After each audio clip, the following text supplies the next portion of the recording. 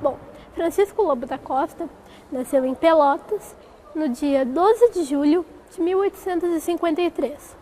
Ele era poeta, jornalista e prosador. E ele é considerado um dos principais escritores do século XIX. Eram seus pais o catarinense Antônio Cardoso da Costa e Jacinta Júlia Lobo da Costa, natural da Bahia. Ele tinha irmãos, o Luiz, a Edelvira Júlia e o Morivaldi. Seu pai e seu tio tinham um comércio em sociedade. E passou um tempo e o Lobo da Costa até trabalhou nesse comércio dos pais para ajudar.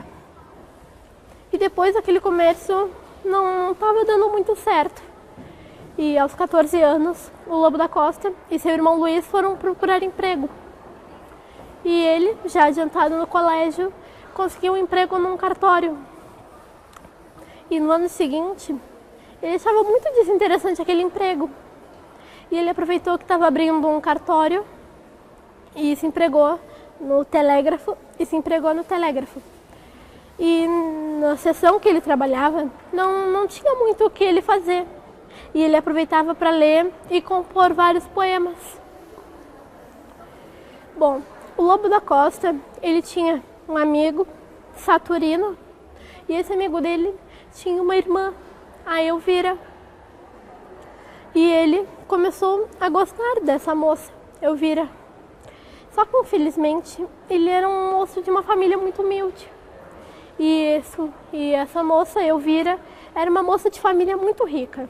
E naquela época, infelizmente, os pais que escolhiam. E aquele amor até era correspondido. Só que, infelizmente, eles não podiam se casar. E um dos primeiros poemas de ficção que ele escreveu foi Heloísa. Foi baseado no que ele estava passando, que era esse amor proibido, mas correspondido. E também um poema dedicado a ela era Escuta. E Lobo da Costa, já que naquela época contava muito dinheiro, contava muito sobre o nome da família, ele foi para São Paulo estudar Direito, para voltar para Pelotas com um título melhor, de doutor, para destacar mais na sociedade. Só que, infelizmente, lá em São Paulo, ele pegou o terrível hábito de beber com alguns colegas de faculdade. Ele bebia e depois ele era internado. Ele foi internado diversas vezes. Voltando para cá, ele estava internado, também teve um bom tempo internado aqui na Santa Casa de Pelotas. Ele escreveu vários poemas no fim da sua internação, quando ele já estava um pouquinho mais recuperado. E ele tinha um amigo de infância que guardava os poemas que o Lobo da Costa escrevia. E no fim da internação dele, que já estava ficando muito cara, ele não tinha mais dinheiro para pagar, ele publicou aquele livro. E o lucro que deu a venda do livro, ele deu para o Lobo da Costa. E o Lobo da Costa, ele já estava de alta, ele já estava saindo do hospital e ele foi para um bar ali perto beber.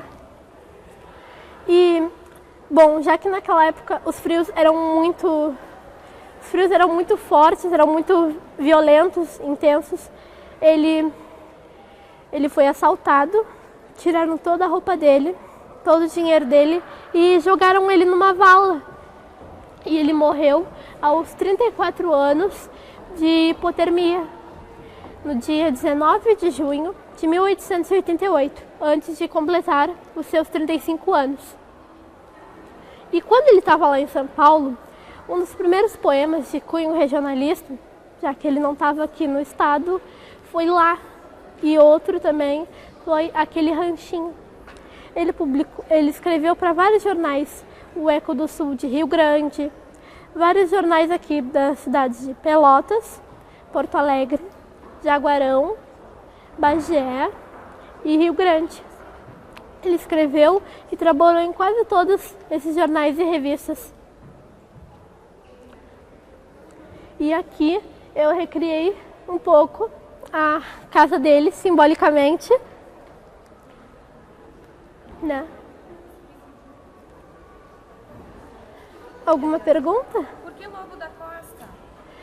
Bom, Lobo da Costa, por que Lobo da Costa? Porque Lobo da Costa, né, é um autor da nossa cidade que também não é conhecido. Quando se pensa em Pelotas, se pensa em João Simões Lopes Neto. E também, aproveitando a Feira do Livro ano passado, que homenagearam ele, eu também quis trazer um autor também não conhecido, uma coisa mais diferente, porque ele não é tão conhecido, mas felizmente, um pouco depois da morte dele, ele era bem conhecido também.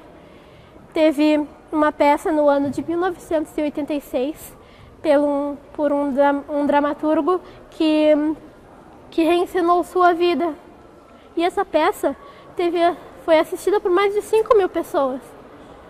O Lobo da Costa também tem homenagens em bustos, em um busto na nossa cidade, numa placa na nossa biblioteca pública.